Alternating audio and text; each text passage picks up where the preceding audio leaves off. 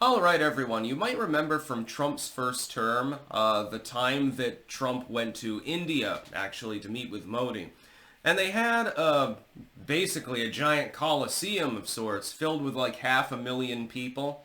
And there were people praying to Hanuman and Ganesh and so forth for Donald Trump's good health and so forth. The prayers seemed to work considering the assassination attempt when he turned his head at exactly the right moment. I'm just going to say that Donald Trump might be authentic, which is something rare for a politician, when he says that it forced him to reconsider his spiritual beliefs. I think that's a good thing, by the way. There might be a reason that he's working even harder than in his first term, despite being 4 years older. Now, Donald Trump enjoyed a lengthy call with Narendra Modi, who seems, by all accounts, generally speaking, as a good leader. And I like the nation of India. I know some of you will say Pajit in the street and stuff like that. India is pretty based. You know, you can get Adolf Hitler ice cream there for a reason. And just a joke, but somebody will clip that out and say that it's evidence that I'm a Nazi, I'm supposing. But Modi, generally speaking, has run India in a more nationalistic fashion. Currently, it's part of BRICS, which is an expansionist imperialistic project. It's sort of a counterbalance to NATO when you think about it, although it's more of a currency union than anything else. And it's certainly gobbling up third world nations, mostly so that the Russians and Chinese can exploit them.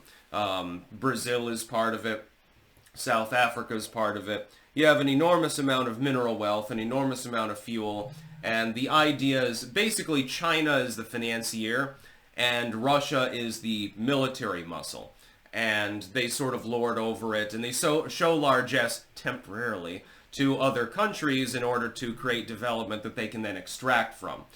It's basically just a long-term investment. I have a feeling, though, that tensions between India and China specifically, especially when China seems to favor Pakistan, and the U.S. also funds Pakistan, so it's a little bit weird in the subcontinental region right now, politically speaking. It has been for some time. I have a feeling that India is going to lurch westward so to speak.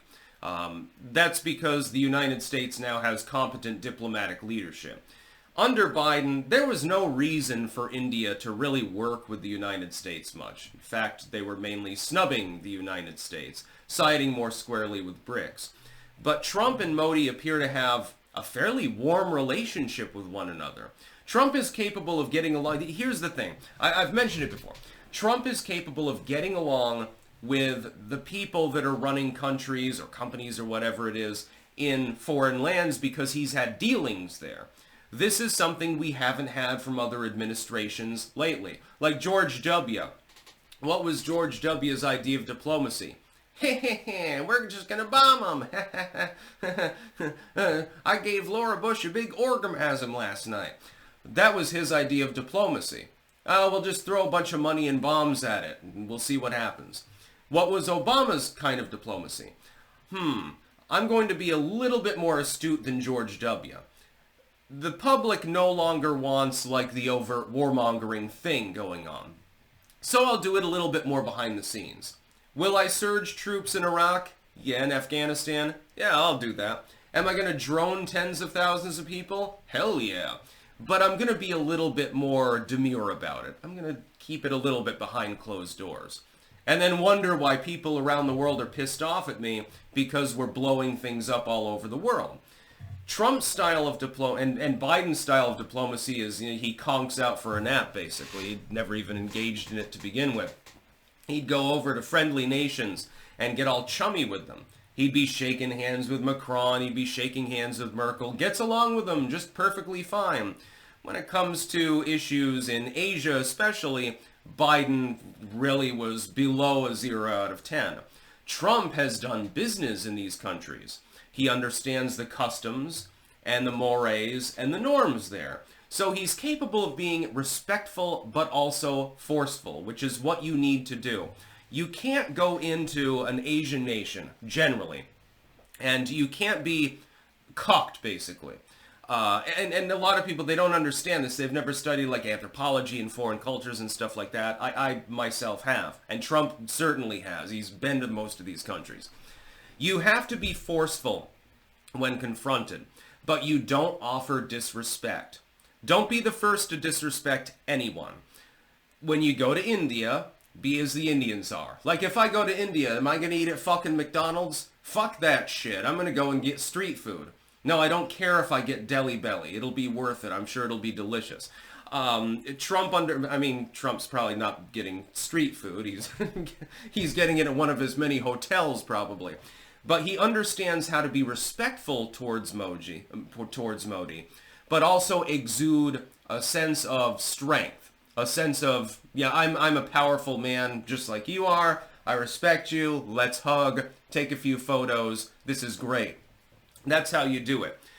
You can't operate from a point of weakness. You also can't be, as Biden was multiple times, towards, especially towards Japan. You can't be so forceful that you're offering insult.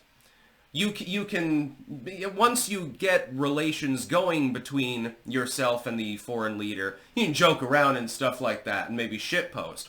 But until then, you have to be, again, more reserved. It has to be it's a process, basically, that you build up that diplomacy with. Trump did this in North Korea. If he can do it in North Korea, he can certainly do it in fucking India. He already has. He's already got a good relationship with Modi. I think that the Indian swing is beginning. I've long said that India is going to rise up above China and become the second major world power. China is going to fall, partially due to demographics, is going to fall by the wayside. I would strongly suggest, this is not official investment advice or anything like that, I would strongly suggest that people look into their holdings if they have business investments and look real hard at whether China or India long-term is more of a better investment. Thailand would be another one of them. They're quickly rising up as well. I think that India will become more powerful than China.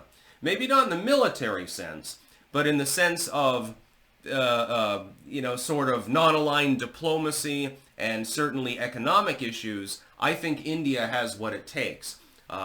There's a reason, and I realize it has to do partially with the caste system. There's a reason why the richest group ethnically in the United States are Indian Americans. I don't believe in hyphenated Americanism, but people who are origined from there, or the offspring of people who are origined there, there's a reason. There's an extreme work ethic there, an extreme focus on getting ahead.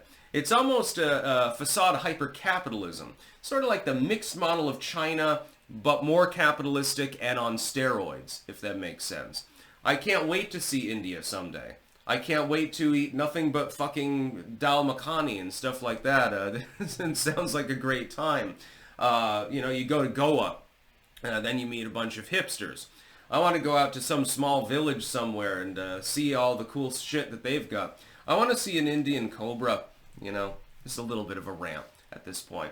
I think that Trump and Modi will get along well.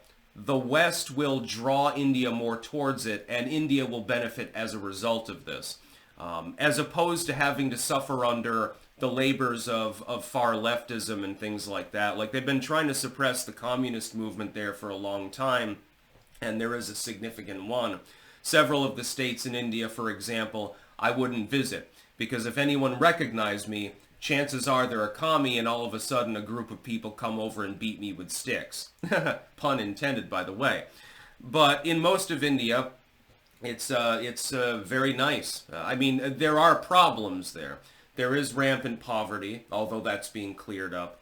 There is a lot of pollution, a lot of trash and things like that. There are cleanup efforts, though, ongoing. But India has to be able to make the money in order to fund those programs in order to clean that shit up. And in the meantime, if it moves westward, can gain more investment than it's going to get from BRICS. Ultimately, India is just going to end up the bitch of China if they stay in BRICS.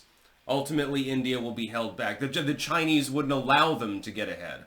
You know this. They'll do a little investment here and there. They get the Silk Road and shit like that. But that's the best that they're going to do. That's about all. Peace out.